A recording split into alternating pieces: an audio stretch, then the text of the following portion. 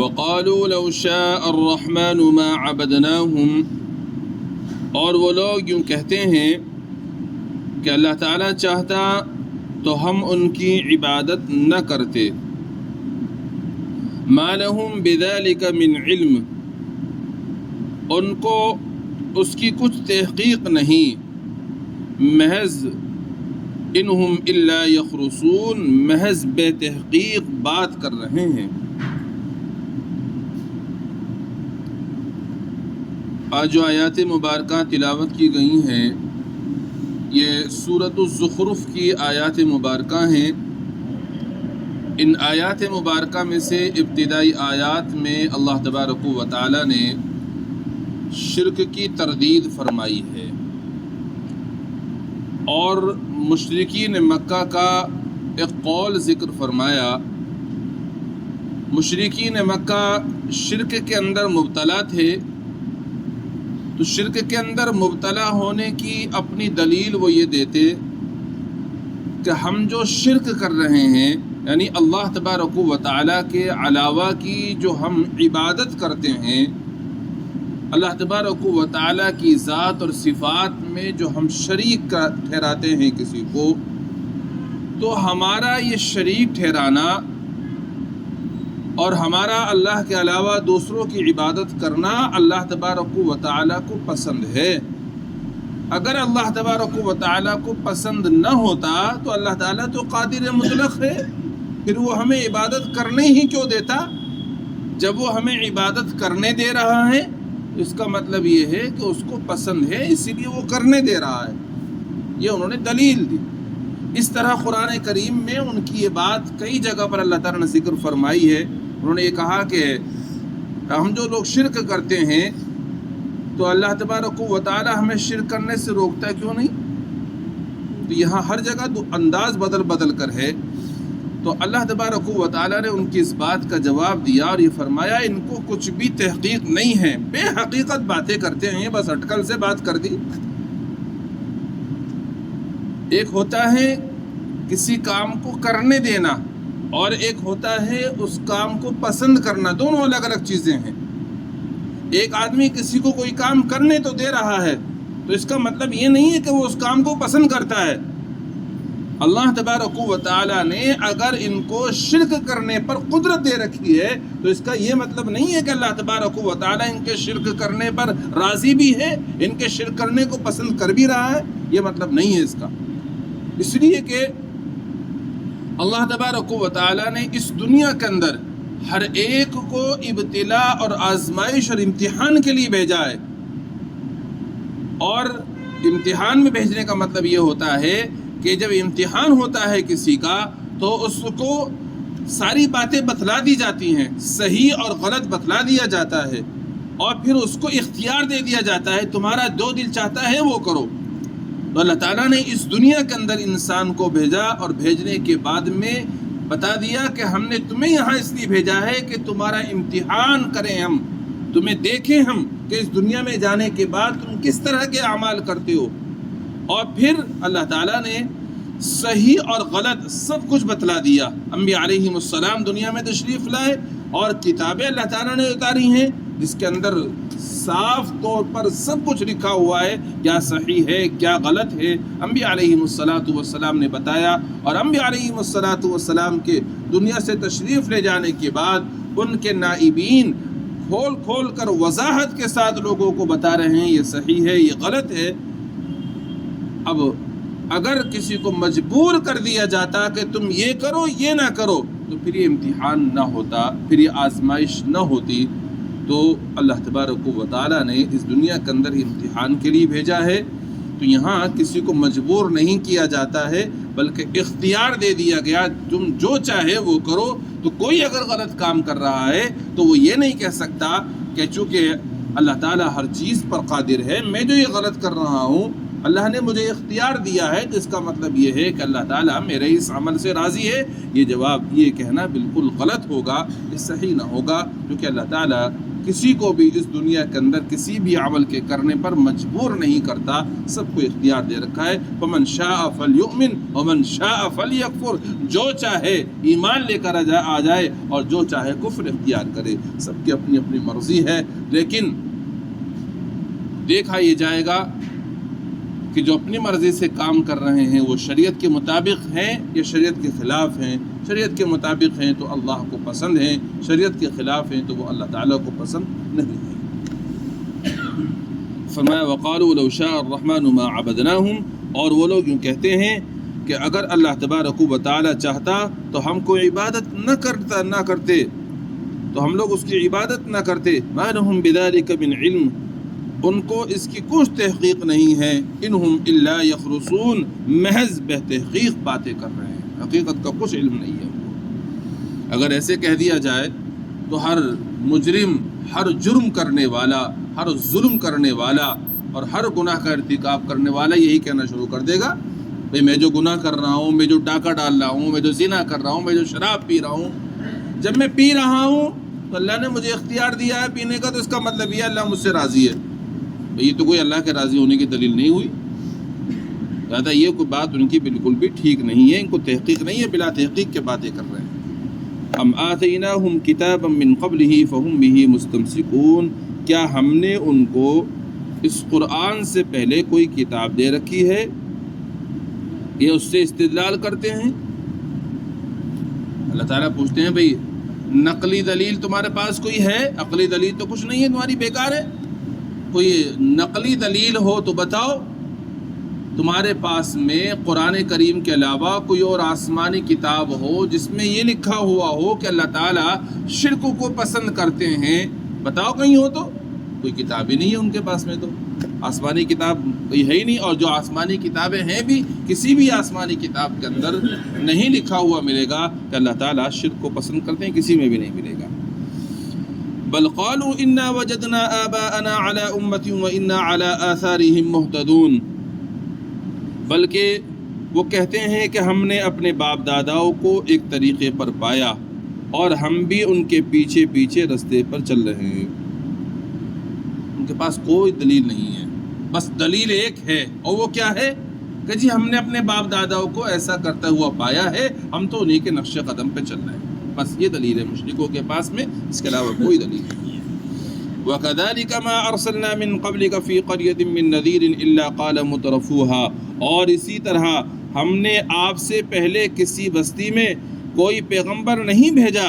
مگر وہاں کے خوشحال لوگوں نے یہی کہا، اِنَّا وَجَدْنَا آبَاءَنَا عَلَىٰ أُمَّةٍ وَإِنَّا عَلَىٰ آثَارِهِمْ مُقْتَدُونَ، کہ ہم نے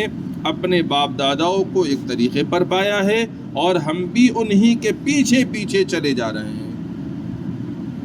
اللہ تعالیٰ فرماتے ہیں بس مشرکوں کے پاس ایک ہی دلیل ہے، اور وہ یہ ہے کہ بھئی ہم نے اپنے باپ داداؤں کو ایسا کرتا ہوا پایا ہے، لہذا ہم تو انہی کے طریقے پر چل رہے ہیں۔ اللہ تعالیٰ فرماتے ہیں یہ دلیل جو یہ دے رہے ہیں مشرکین مکہ،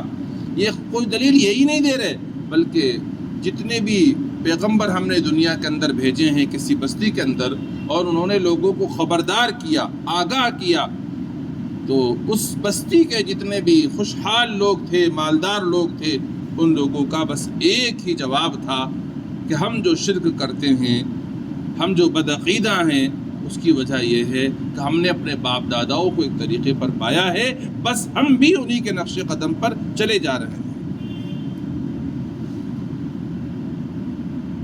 معلوم یہ ہوا کہ جو یہ کہتا ہے نا کہ ہم نے اپنے باپ داداؤں کو ایسا ہی کرتا ہوا پایا ہے، لہذا ہم بھی اپنے اسلاف کی پیروی کریں گے، اپنے بڑوں کی بات مانیں گے، تو یہ طریقہ مشرکوں کا ہے، یہ دلیل مشرک لوگ دیا کرتے ہیں، ایمان والوں کے لیے یہ دلیل نہیں ہے۔ ایمان والوں کے لیے دلیل قرآن اور حدیث مبارکہ ہیں۔ ایمان والے کے سامنے جب قرآن کی کوئی آیت آتی ہے اور کوئی حدیث مبارکہ آتی ہے اور وہ ماں باپ کے طریقوں سے ہٹ کر ہوتی ہے، جس میں ٹکراؤ ہوتا ہے، ماں باپ ایک عمل کو کرتے ہیں اور حدیث اس کے علاوہ عمل بتاتی ہے، قرآن اس کے علاوہ عمل بتاتا ہے، تو ہمیں باپ داداؤں کی تقلید نہیں کرنی، ہمیں ماں باپ کی تقلید نہیں کرنی، بلکہ ہمیں تقلید کرنی ہے قرآن کی اور حدیث کی۔ اور اگر یہ کہتا ہے قرآن اور حدیث کے موجود ہونے کے باوجود کہ جی نہیں ہم تو اپنے باپ داداؤں کے طریقے پر ہی چلیں گے، ہم تو اپنے باپ داداؤں کا طریقہ نہیں چھوڑ سکتے، تو یاد رکھو یہ طریقہ اہل ایمان کا نہیں ہے، یہ طریقہ مشرکوں کا ہے۔ اللہ نے قرآن میں مشرکوں کے بارے میں یہ بات فرمائی ہے کہ مشرک لوگ یہ کہا کرتے تھے، لہذا ہم اہل ایمان کو اس طریقہ نہیں اختیار کرنا چاہیے۔ اگر ہمارے باپ دادا کسی کام کو کرتے ہوئے چلے آ رہے ہیں، علم نہیں تھا وہ کرتے چلے آئے، لیکن اب ہمیں معلوم ہو گیا کہ ہمارے ماں باپ کا، والدین کا جو طریقہ ہے یہ قرآن کے خلاف ہے، حدیث کے خلاف ہے، ہم ماں باپ کا احترام کرتے رہیں گے، مگر ہم ماں باپ کی اس معاملے میں پیروی نہیں کر سکتے۔ ہم قرآن کو مانیں گے، ہم حدیث کو مانیں گے، یہ ہے مسلمانوں کا طریقہ۔ قال اولو جئتکم بأہدی مما وجدتم علیہ آباءکم، اس پر ان کے پیغمبر نے کہا کہ کیا ہم، کہ پیغمبر نے کہا کیا تمہارے پاس میں ہم اس سے بڑی کوئی ہدایت لے کر آ جائیں جس پر تم نے اپنے باپ داداؤں کو پایا ہے؟ قالوا انا بما ارسلتم به کافرون، تو وہی کہنے لگے کہ جو کچھ تمہیں لے کر بھیجا گیا ہے ہم اس کا انکار کرتے ہیں۔ پیغمبر نے کہا کہ بھئی جو تم یہ دلیل دے رہے ہو کہ ہمارے باپ دادا نے ایسا کیا ہم تو ان کی پیروی کریں گے، اگر ہم تمہارے پاس میں اس سے بہتر کوئی ہدایت کی بات لے کر آ جائے پھر تم مان لو گے؟ انہوں نے جواب میں کہا نہیں، جو کچھ تمہیں لے کر بھیجا گیا ہے ہم اس کا انکار کرتے ہیں، ہم اس کو نہیں مانتے، ہم نہیں مان سکتے، ہم تو باپ داداؤں کی ہی تقلید کریں گے۔ فانتقمنا منہم فانظر کیف کان عاقبۃ المکذبین، تو تم نے دیکھ لیا ان میں سے کہ کیسا ہوا جھٹلانے والوں کا، پر ہم نے ان سے انتقام لیا، بدلہ لیا۔ فانظر کیف کان عاقبۃ المکذبین، تو دیکھو کیسا ہوا جھٹلانے والوں کا انجام۔ انہوں نے نہیں مانا، آبا پرستی پر رہے، ماں باپ کے غلط طریقوں کی پیروی کرتے رہے۔ اللہ تعالیٰ فرماتے دیکھو ہم نے ان سے بدلہ لیا، جھٹلانے والوں کا انجام کیا ہوا دیکھ لو۔ اگر تم بھی جھٹلاؤ گے اور تم بھی اپنے باپ داداؤں کی غلط عقیدے کی پیروی کرو گے تمہارا بھی انجام ایسے ہی ہوگا۔ پھر اگلی آیت میں فرما رہے ہیں کہ اگر تمہیں باپ داداؤں کی ہی تقلید کرنی ہے، باپ داداؤں کی پیروی کرنی ہے، تمہارے جد امجد میں ابراہیم علیہ السلام ہیں اور تم ان کی طرف اپنے آپ کو منسوب کرتے ہوئے فخر محسوس کرتے ہو کہ ہم تو ابراہیم علیہ السلام کی اولاد میں سے ہیں، تو پھر تمہیں پیروی ہی کرنی ہے تو ابراہیم علیہ السلام کی پیروی کرو نا، جن کی شان یہ ہے کہ وہ ایسے ماحول میں پیدا ہوئے کہ ان کا باپ بھی بت پرست تھا اور ان کی قوم بھی بت پرست تھی، سارے کے سارے اپنے باپ داداؤں کی تقلید کرتے ہوئے شرک کے اندر مبتلا تھے، لیکن ابراہیم علیہ السلام نے صاف طور پر اعلان کر دیا کہ میری قوم تم اور میرے باپ تم جن کی عبادت کرتے ہو اللہ کو چھوڑ کر میں ان سب سے برات کا اعلان کرتا ہوں، میں بری ہوں، میں ان سب چیزوں کی پیروی نہیں کرتا، میں ان سب کی عبادت نہیں کرتا۔ صاف انہوں نے اعلان کر دیا تھا، تمہیں پیروی کرنی ہے تو ان کی کرو نا۔ پھر فرمایا وَإِذْ قَالَ إِبْرَاهِيمُ لِأَبِيهِ وَقَوْمِهِ إِنَّنِي بَرَاءٌ مِّمَّا تَعْبُدُونَ، اور وہ وقت یاد کرنے کے قابل ہے جب ابراہیم علیہ السلام نے اپنے باپ اور اپنی قوم سے فرمایا اننی بریء مما تعبدون، کہ میں ان تمام چیزوں کی عبادت سے بیزار ہوں جن کی تم عبادت کرتے ہو، الا الذی فطرنی فانہ سیہدین، مگر ہاں جس نے مجھ کو پیدا کیا پھر وہی میری رہنمائی کرتا ہے، میں صرف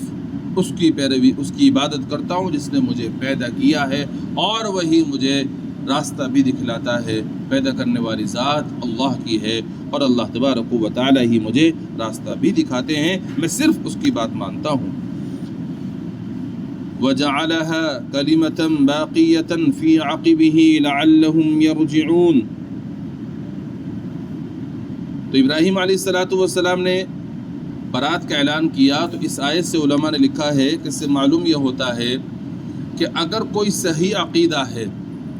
اور وہ بدعقیدہ لوگوں میں رہتا ہے کوئی صحیح عمل کرنے والا ہے وہ برا عمل کرنے والے لوگوں کے بیچ میں رہتا ہے